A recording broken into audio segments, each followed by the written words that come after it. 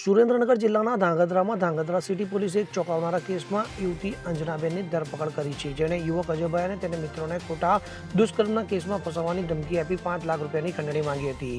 પોલીસની તપાસમાં જાણવા મળ્યું કે અંજનાબેને અજયભાઈનો સોશિયલ મીડિયા દ્વારા સંપર્ક કરી પ્રેમ સંબંધની લાલચ આપીને આ ષડયંત્ર રચ્યું હતું. તો અગાઉ અજયભાઈ સામે નોંધાયેલા એક કેસમાં સમાધાન કરાવવાના બહાને તેણે યુવક અને તેના મિત્રોને ફસાવવાની ધમકી આપી હતી. તો આ ઘટનાએ રાજ્યમાં આર્થિક સંકટ અને ગુનાખોરીના મુદ્દે વિપક્ષને સરકાર પર પ્રહાર કરવાનો મોકો આપ્યો હતો. વિપક્ષે આ મામલે તાજેતરમાં નિવેદનો આપીને આરોપ લગાવ્યો છે કે રાજ્યમાં વધતી બેરોજગારી અને આર્થિક તંગીને કારણે લોકો ગુનાખોરી અને ખંડણી જેવા માર્ગો અપનાવી રહ્યા છે. તો વિપક્ષના નેતાઓએ જણાવ્યું છે કે સરકારની નબળી આર્થિક નીતિઓ અને રોજગારની અછત આવી ઘટનાઓને વેગ આપી રહી છે. તેમણે માંગ કરી છે કે સરકારે આર્થિક સંકળામણ દૂર કરવા અને ગુનાખોરી રોકવા કડક પગલાં લેવા જોઈએ. તો ધાંગધ્રા પોલીસે યુવતી સામે કાયદેસર કાર્યવાહી શરૂ કરી છે અને આ કેસે સ્થાનિક સમાજમાં ચર્ચા જગાવી છે. તો વિપક્ષે આ ઘટનાને રાજ્યની કાયદો અને વ્યવસ્થાની નિષ્ફળતા ગણાવી સરકારને ઘેરવાનો પ્રયાસ કર્યો છે.